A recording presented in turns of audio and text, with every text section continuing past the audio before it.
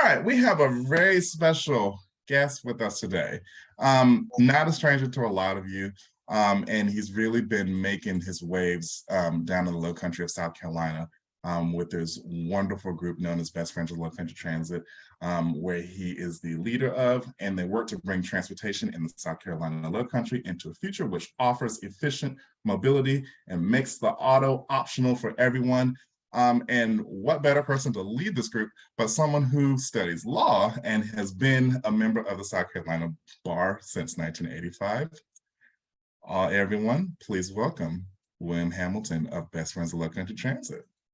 I'd like to thank everybody in this group for your moral support over the years. There are months where this is the only positive interaction we have. We, like many places in the South, have a plantation transportation system, which is designed to haul people to poor-paying jobs and make sure they can't do anything else, particularly like go to a difficult meeting in the evening, which might make masses' life difficult later on. And so there are times when the support of this group means a great deal to us, and we're happy to make our contributions when we can. Y'all certainly pushed us to try new things, and we enjoy being able to tell people what we're trying, and we're certainly headed out of the box at the moment.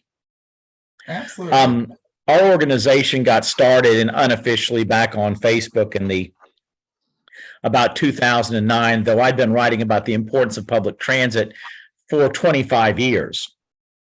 I'm legally blind. Having never been able to drive, and I've been riding public transit off and on since 1977. Now, my first public transit experience was either having a blow-by from a SCE&G bus in 1978 when I tried to go downtown on the bus because only black people rode the bus back then. So a white kid sitting on a bus stop bench because it just must be there by mistake. Or it was getting on the monorail at Disney World in 1973. And I suspect the reason that I'm still around is the monorail. I mean, it's Disney does an incredible job with transportation. And that was a positive experience, but I'm going to try to take you through some of the stuff that we've done here. Layla, someone's joined us. Please introduce yourself.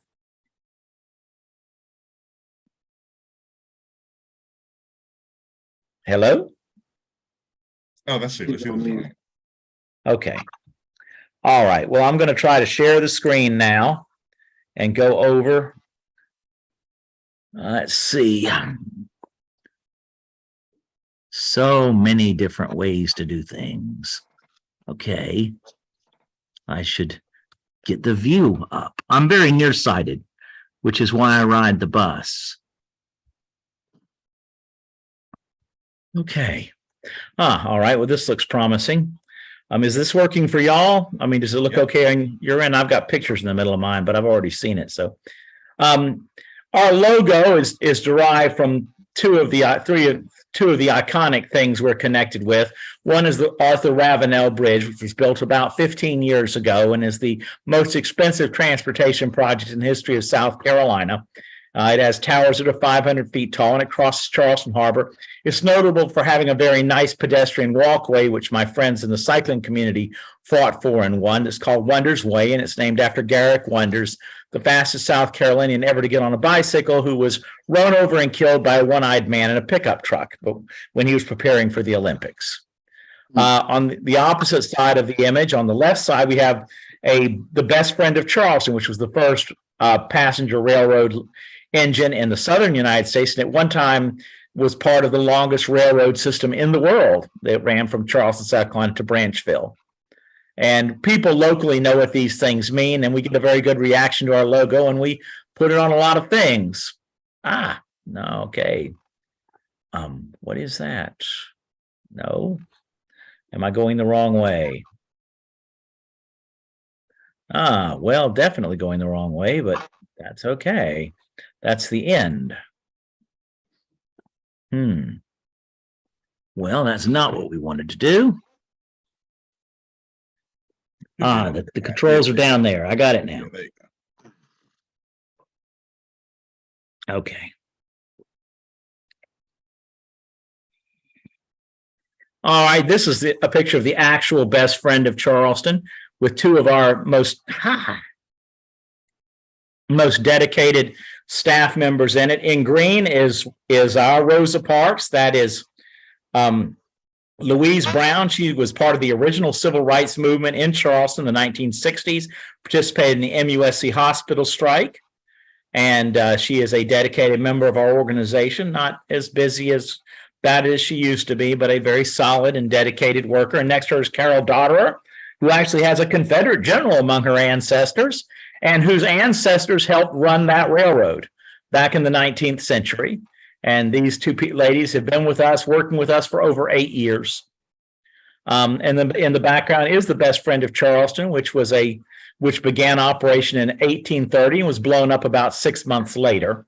But it was replaced, and it's familiar to most people. And when we bring people into our organization, we take them down, then we talk about the train and how hard it was for the train to get started, and how small things can move big things if we have determination. And it's quite the production. And I do this, and we tell people think the train is our mystic source power. We are also associated with a political action committee, which is fully separate from Best Friends of Low Country Charleston, called Low Country Up is Good. It works on these 5 issues, and that's a political organization. It does get involved in campaigns, whereas Best Friends does not. Notable on this flag is the moon. Obviously, the blue part of this flag echoes the South Carolina flag with the solidarity fist in place of the palmetto tree. When we were putting this flag together, Mary Smith had at one time would dress up as a transit ferry, and her costume was based on the colors of the engine. And she would go around and talk to kids and all at farmers markets and all. It was sort of a cross between Tinkerbell and Wonder Woman.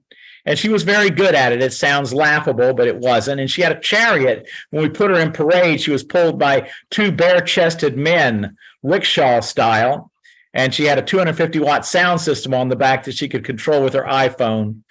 But unfortunately, she became very ill with an autoimmune illness. When we were drawing up this flag, she had already turned in her wings and given up the work, which made everyone sad, particularly her. But when I was looking for a moon to put on the flag, I saw that moon with a fairy on it. And I decided to remember Mary's contribution to our organization by putting Mary on the moon.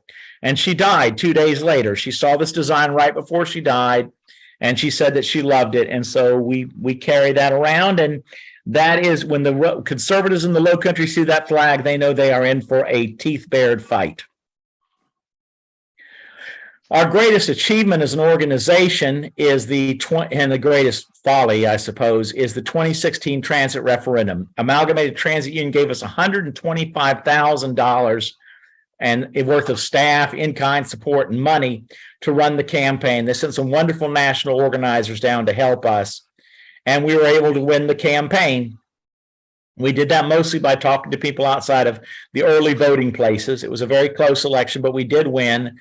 And since then, we've spent 7 years trying to make the politicians keep their promise. Politicians like to promise transit and then steal the money to build roads, because roads are what developers want, and developers are who write checks. Transit writers do not write checks to politicians large enough for politicians to care about. So developers are what matter, and they've been trying to cut back our system or delay it to death since, and we continue the fight for it to this day.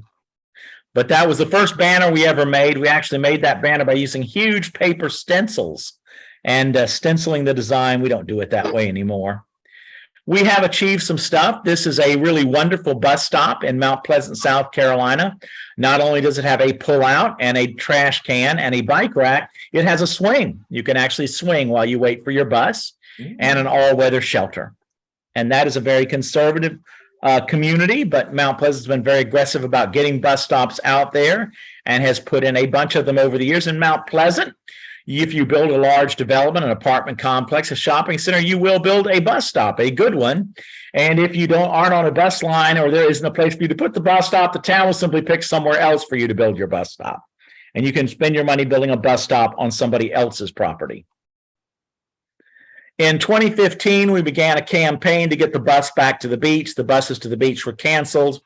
They were never very reliable. You had to call and make a reservation, and they would or would not show up. And so we started with a March to the Sea, which we scheduled for the 18th of July, 2015. Now, after we set all of this up, the Emanuel 9 shooting took place, and one of our members was actually killed in downtown Charleston at the church.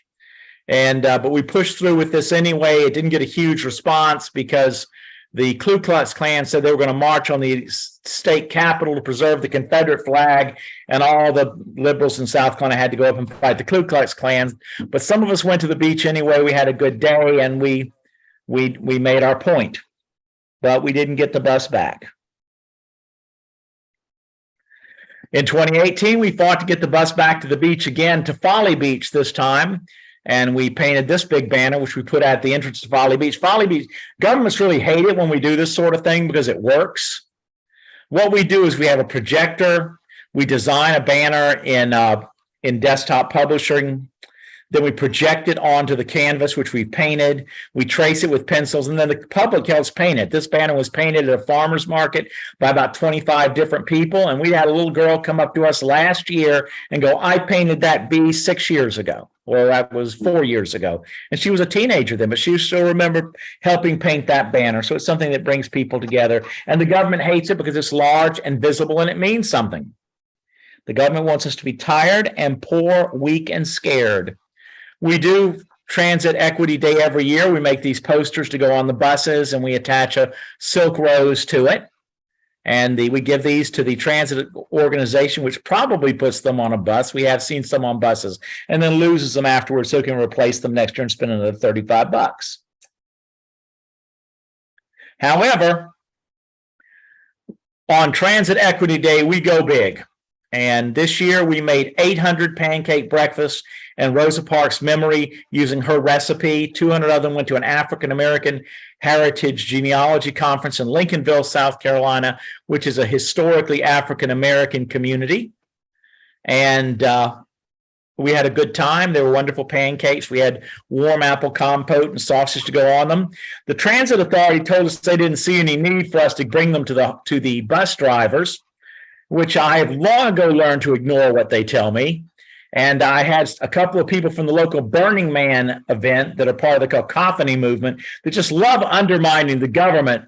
And they managed to sneak in the back door of the Transit Authority's building and deliver 25 pancake breakfasts to the bus drivers who really enjoyed them, contrary to what the Transit Authority said would happen. This summer, we are truly going outside the box with some help from our Burning Man friends, who are great supporters of transit. And we're going to do a pirate-themed summer-long attempt to promote riding the bus to the beach. We put a lot of emphasis on the bus to the beach because it's symbolically important. To say that transit riders don't need to go to the beach is to say that they don't have rights, they're not human, and their children aren't valued. And we feel this isn't acceptable. Last year, only 630 people rode the bus to the beach in 3 months. That's $50 a passenger cost. So that's absolutely unsustainable. The Transit Authority doesn't do a very good job promoting it, and so we're going to promote it again this year. Does somebody want to say something? Hello? Oh, no, I think you're good. All right, but you'll notice that we have pirate flags, which should be here any day now, that have a bust for the skull, and that's actually just a stock photo, but some of our lady pirates are quite attractive. One thing we've done in the past, we have the transit timeline. This is a Lionel scale streetcar that goes back and forth on an 18-foot track. And we have the history of public transit in the Charleston area on one side, and there are blank things on the other where people can put their comments. And this was instrumental. We had a whole big stack of comments, most of which addressed the lack of bus stops.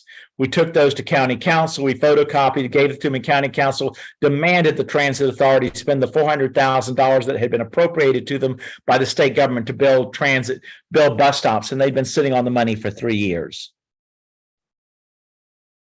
We make buttons. We have a button maker. This is a nice thing to do because it keeps the kids busy while you talk to mom and dad.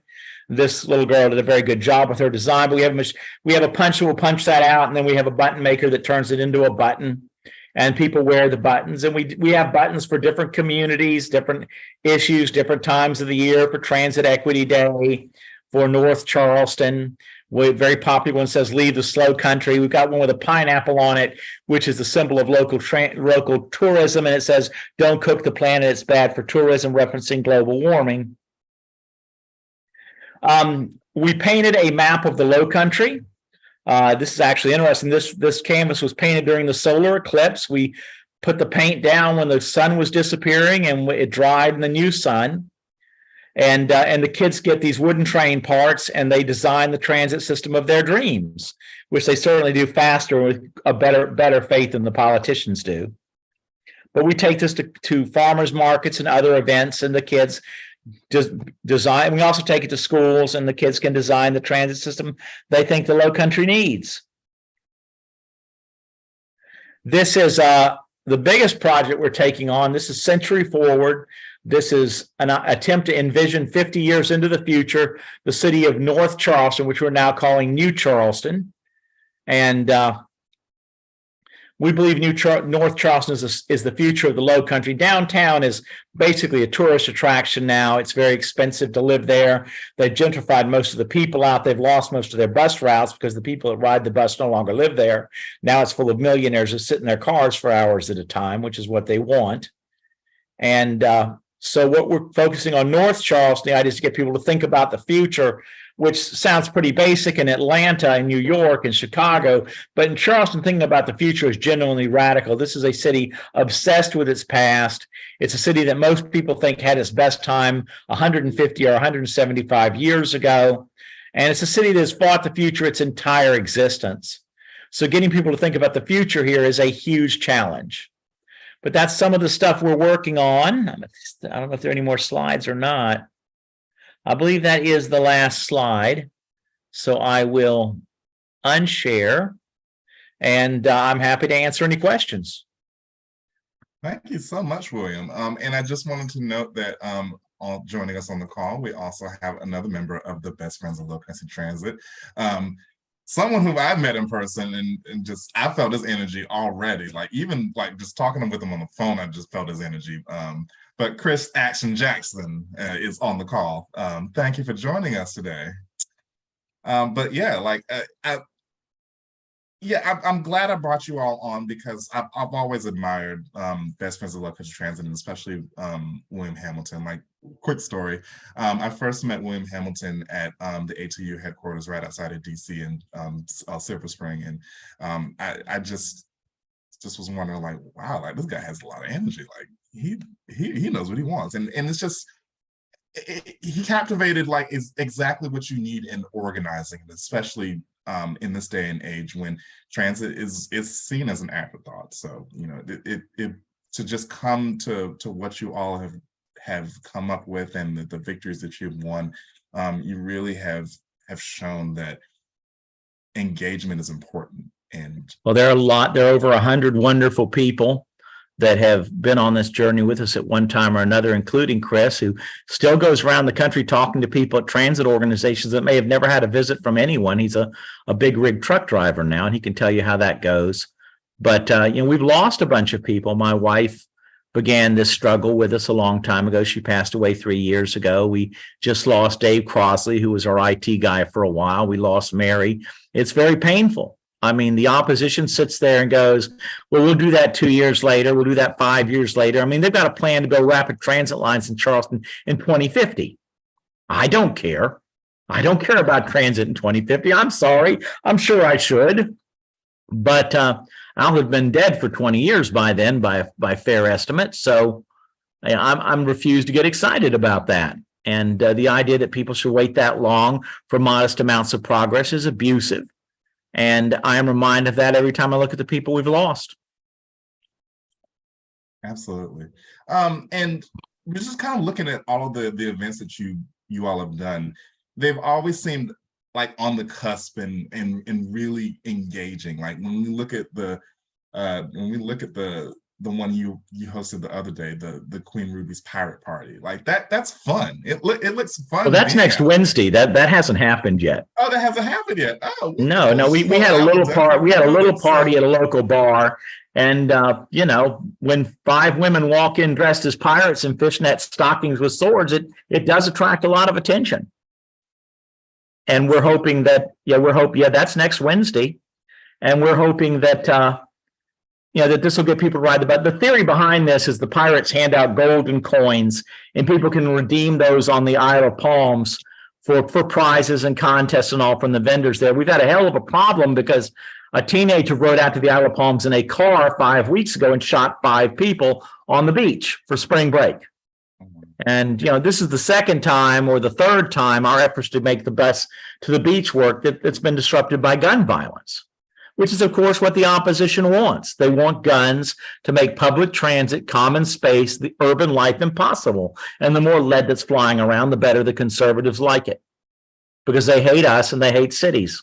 And they can't gain control of the cities because that's where people learn to get along and to enjoy diversity and share things. And they don't like to share, and they don't like people that are different from them. And they don't like cities because they don't like those things. And one fast way to destroy a city is to throw bullets around in it carelessly.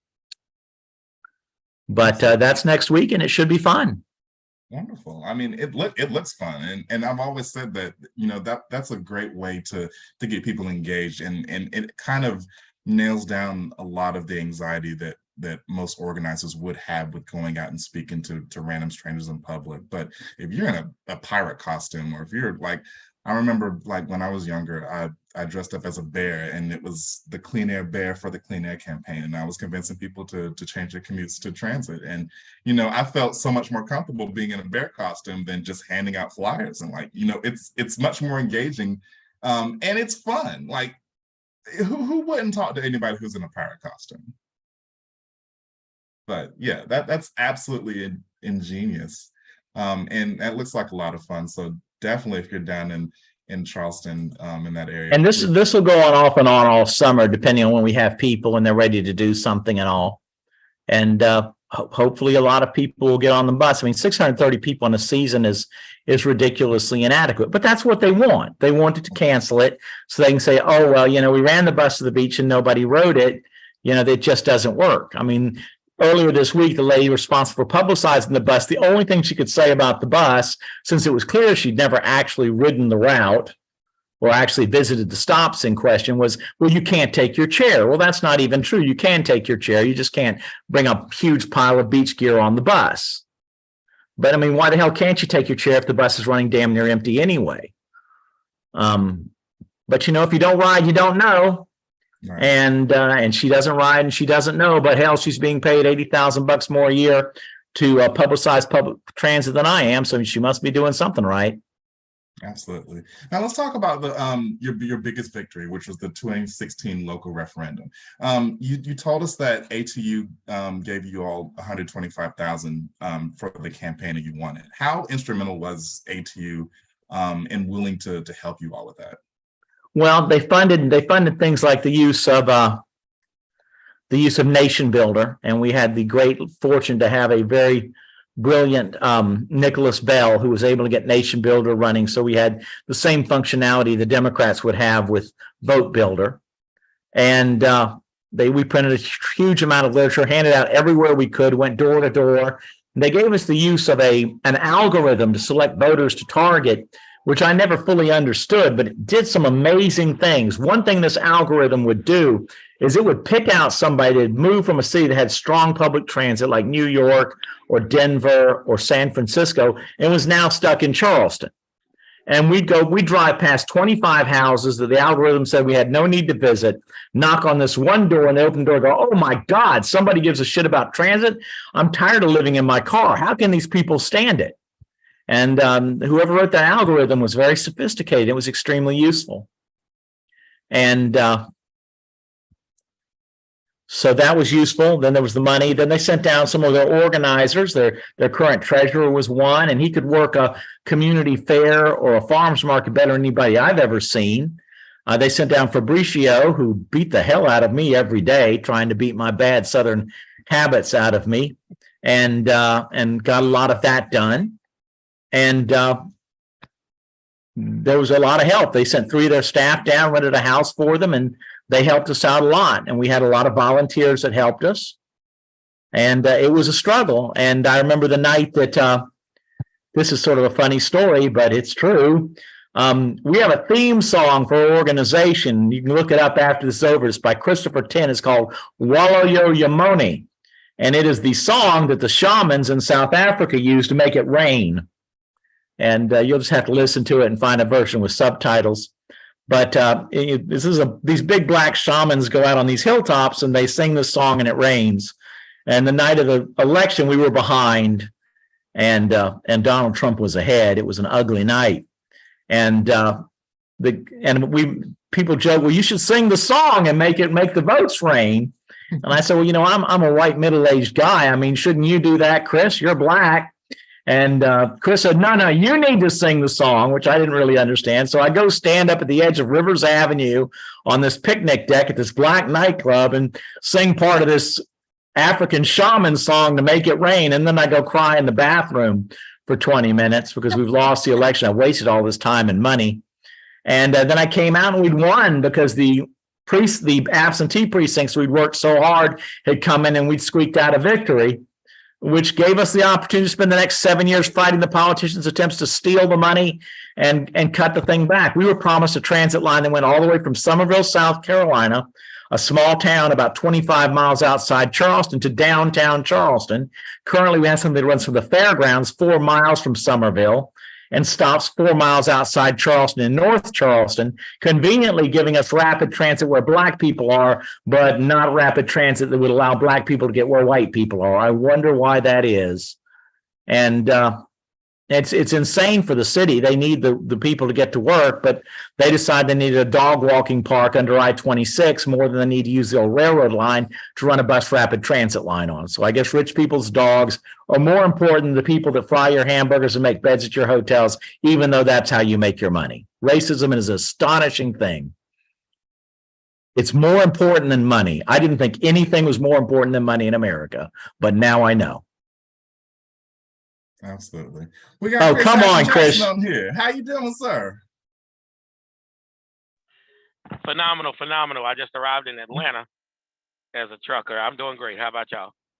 Good on you. We were just hearing Jack's stories about y'all doing all this organizing. You really let him sing up in front of all them people? He did it, and we won it. It is accurate what he stated. I'm serious. We was about behind, looked like almost 200 votes. And everybody was tired. Everybody was kind of down. And he did that, belched it out loud outside. And we started hearing applause in the little nightclub. And we all came off the little outside porch to go in. And no lie, we was ahead like 60 votes, and it kept going up, and we won the referendum. And it was a phenomenal moment because we worked hard for like 2 to 3 straight months, morning, noon, and night. Cussed out, told we were stupid. Man, it was crazy. People trying to hurt us or push us away from certain areas, calling the police and lying, saying we weren't in the right, footage of being from a poll, and it wasn't the case, but we didn't quit. And to everyone on this call, don't quit. Whatever we're fighting for, whatever you're trying to see to change, it does get weary. Don't quit.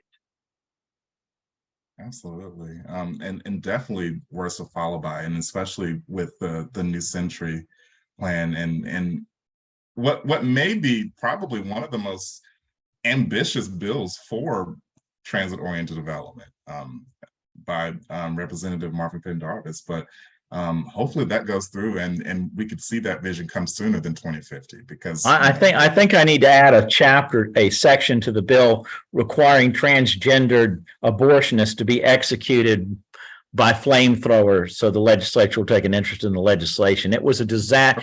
We didn't get much action on it this session, but nobody got any action on anything important. It was just about guns and abortion.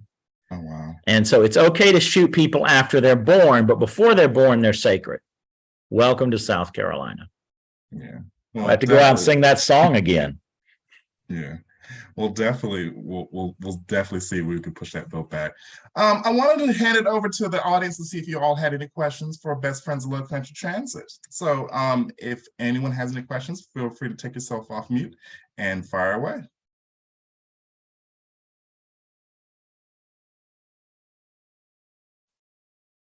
Any questions? Any questions, comments? I would note that when Chris comes to your town, he loves to visit with people, and it usually perks up your volunteers. Oh, absolutely. Chris, tell me about when you went to Indiana.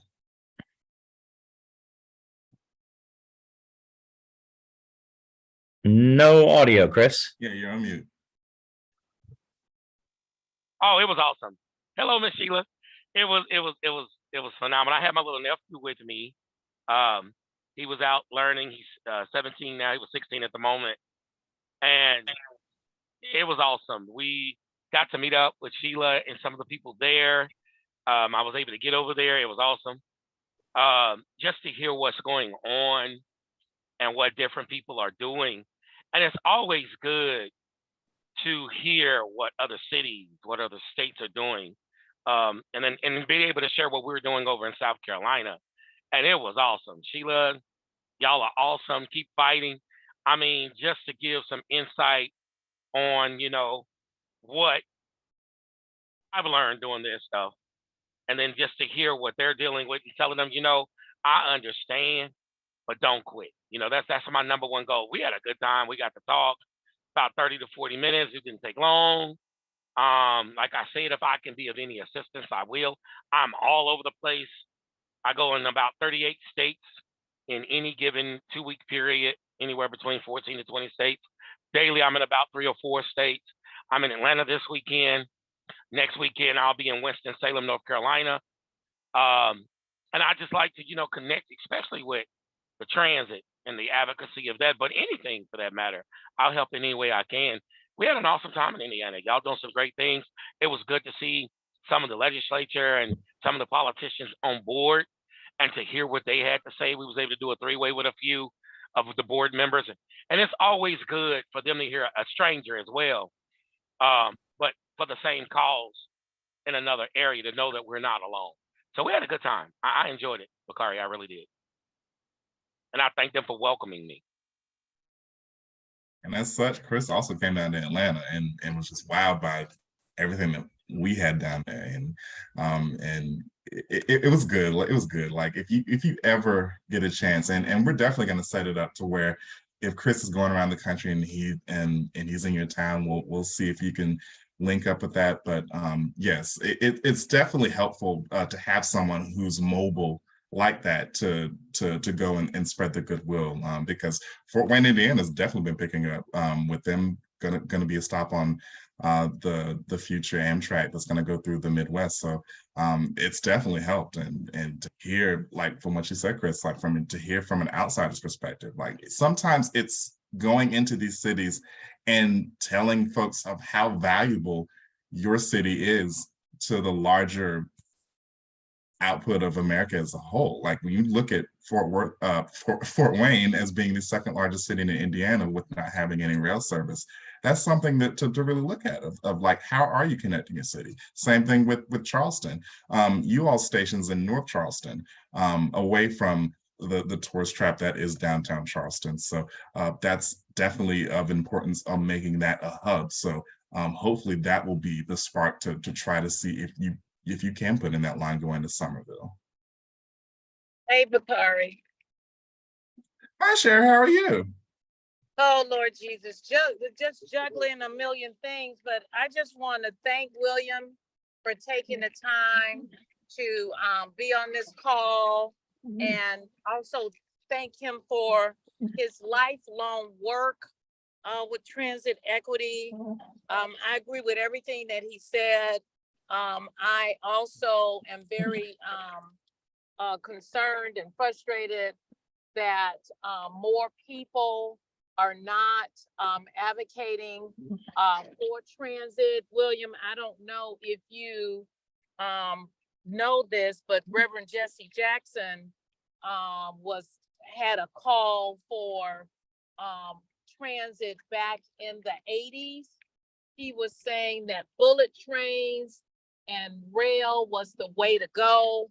He said as the United States population continued to increase, that it is clear that we need to get serious about rapid transit in the United States and moving massive amount of people as they do in Japan with the bullet trains and other modes of transportation that we are behind. And obviously they didn't take it seriously. He also at the same time talked about why we should be supporting farmers, and he had Iowa farmers at a Rainbow Push on a number of occasions. That said, I believe that until we can get the right politicians in office across this nation, especially in state capitals and on city councils, that we need to do a better job of finding allies. And I'm trying to get my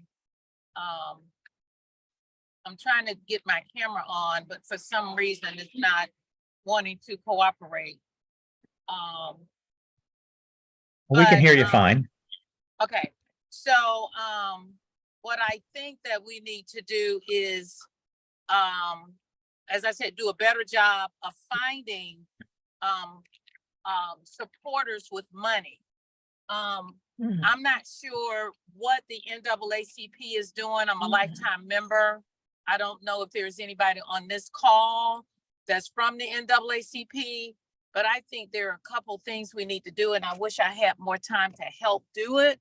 But I believe that we should, if no one has done it already, we should contact Rosa Parks' family, and we should also contact the policymakers at the NAACP and ask them for their support in our national initiatives, because this is a fight that should not be a partisan fight, but it is.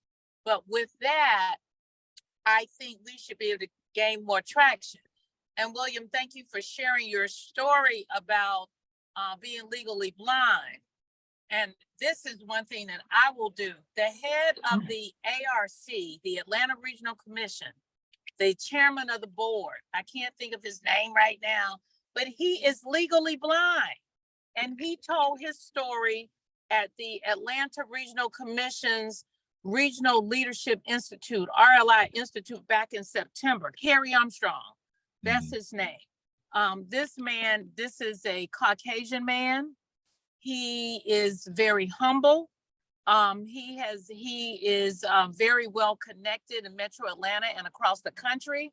And he told his story about being diagnosed. He is legally blind. So he said, I'm not able to drive. He supports transit. So while he may not be able to do this alone, he is an influencer, and the organization that he is chairman of the board of, they have influence.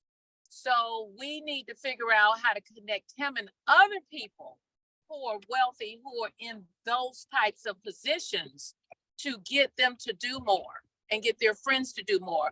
Otherwise, we're just blowing, I mean, literally, we're just like fish out of water. Well, yesterday we were trying to go from Goose Creek, where a member of my staff who can drive was, over to Somerville, and it took us 35 minutes to travel 10 miles. And it was, I understand how anybody can stand it. I mean, then we had to get together for lunch, and it took somebody 23 minutes to travel 8 miles. These people had cars. And then they want to keep mixing the bus rapid transit and light rail. They keep mixing it in with traffic. No, even if it costs too much to tunnel, well, put it above ground. Do what you need to do. I mean, this is 2023. You guys, stop playing. I mean, and they didn't even run it. They gave up on going to Charleston altogether. They're stopping on Reynolds Avenue, and it's going to be 5 miles in mixed traffic and flooding. Right. It won't work. And I told him at the CARTA meeting on Wednesday, I said, you know, we're going to fight this when you cut the ribbon. We're going to fight this when you're building. We're going to fight it when it's operating. You're not going to turn the place our transit line should go to into a dog walking park for rich people without starting a class war. Right. They didn't And like that very much. The tourism industry supports transit. So why are they putting their money where their mouth is? They know that when people travel from city to city, they're not trying to buy a car and pay for parking. You know, they want. Well, we have shuttle buses for tourists around the historic district that are fairly reliable. But the buses which bring people to work in the historic district are a much lower priority. And CARTA dropped 960 hours of service last month. 960 hours when a bus was scheduled to run and there was no vehicle on the line in a single month. Yeah. Yeah, but they should be separate. You know, it should be one and the same. You know what I'm saying? Like when I go to California, to Los Angeles, you know, you got all of these different bus and transit choices. You know, you're not necessarily fighting with all of these individual yuppie or wealthy tour buses. There are tour buses, don't get me wrong, but we're talking about, for the most part, you have so many choices of public transit of what you can accept. We have really got to figure out, I mean, Buttigieg and whoever the woman is that's with the FTA, what's her name? That everybody's bragging about. Yeah, Nunes. I mean, where is her on this? I mean, what are they doing other than, you know, they got titles? Are they going to come on this call? You know, Hank Johnson can't do it by himself. The transportation committee and the House and the Senate, I think, are where we are. But what about the people in the street, the people who, and policymakers, the decision makers, these wealthy corporations? Where are they? Mm-hmm. All of these billionaires who have decided to give away half their wealth. Any of them putting half their wealth in transit? That is a good question, because I've always wondered about. See what I'm saying? I've always wondered about smaller airports. And Charleston does seem like a big enough city to where they could have some kind of public transit coming out of the airport. I mean, are there any buses that do advertise this from CARTA about transit from the airport to downtown? They had an express bus that went from the airport to downtown, but didn't get a lot of riders. And of course, the airport is in cahoots with the cab drivers and the rideshare companies. They really don't want people to know about the bus. We do have the number 11 bus, which runs from the airport to downtown, but that's a local. I mean, it takes an hour and a half, but it is operating, and that's how people that work at the airport get to work. Gotcha. And it didn't have a stop. It didn't have a bench or anything for years. And I just told Mayor Page of Mount Pleasant, she said, well, is there anything you want me to tell the airport authority? I said, yeah, tell them that if they don't have a bench out in front of that terminal by the Monday before Thanksgiving, on the Wednesday before Thanksgiving, we're going to go down there and lay down in the traffic lanes and lock up their traffic apron the day before Thanksgiving, and they can haul us off to jail and we'll replace us with more people. Happy Thanksgiving. And by God, they found a bench the next day. They tell you that you get more flies with honey than vinegar in the South. But what I've learned is that massa respects the whip. Oh, wow. Yeah. We got a question from Sheila. Sheila, go ahead. I just wanted to add on. I dropped Jane English information in the chat. She's with the NAACP Environmental Justice. She holds a monthly call. The next call will be on Wednesday, May the 24th at 8 p.m. Central Time. So if you send her an email to get on her listserv so that you can join in and tell your story about how you would like the NAACP. I'm also a lifetime member of the NAACP, past president, Fort Wayne branch 3049. So I did drop that information in the chat. Thank you. Oh, no, we know Jane. She used to be on these calls, but now there's someone else that's supposed to be on these calls. And I'm not sure who that person is, but there is someone who's assigned to these calls, but as part of their EJI and transit initiative. So I don't know where that person is. I don't know if the NAACP priorities have changed, but they are aware of this group. But I'm sorry, NAACP needs to step it up. Yeah, and I've been And my reaching other out to her. question is, has anyone reached out to Rosa Parks' family to see where they are? We're using her image and we should, but has anyone reached out to her family, and are they willing, anybody in the family willing to participate with us with transit equity as we move forward? Maybe this is a good time to reach out to her family to see if they want to be a part of transit equity for 2024. Her niece just put out a book about her with some of her recipes and personal stories and all. You might reach out to that author.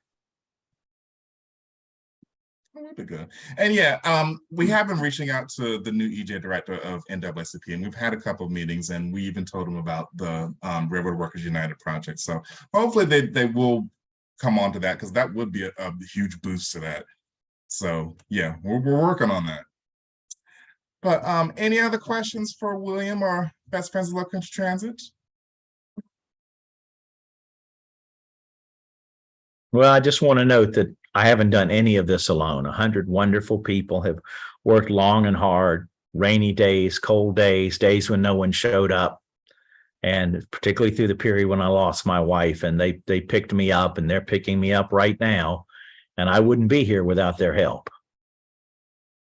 The last 3 years have been horrifically hard. We lost Dave Crossley, who was homeless on the street up in Pennsylvania in December and didn't even find out about it for a month and a half. Good people. And a society that should treat them all better and has the money to do so. Queen Ruby is from 1623, and she can't figure out why a technologically advanced society as rich as ours still has homeless people. The pirate queen is completely baffled. She's hiding out from the government and camping out with the homeless in Charleston in our story, while she tries to figure out how to get back to her time. So we're using this pirate story to highlight social justice issues. Wonderful. Well, definitely we'll put the pirate information into the chat. William, thank you so much for sharing all of that. And we'll definitely dedicate this to everyone that we've lost within the struggle.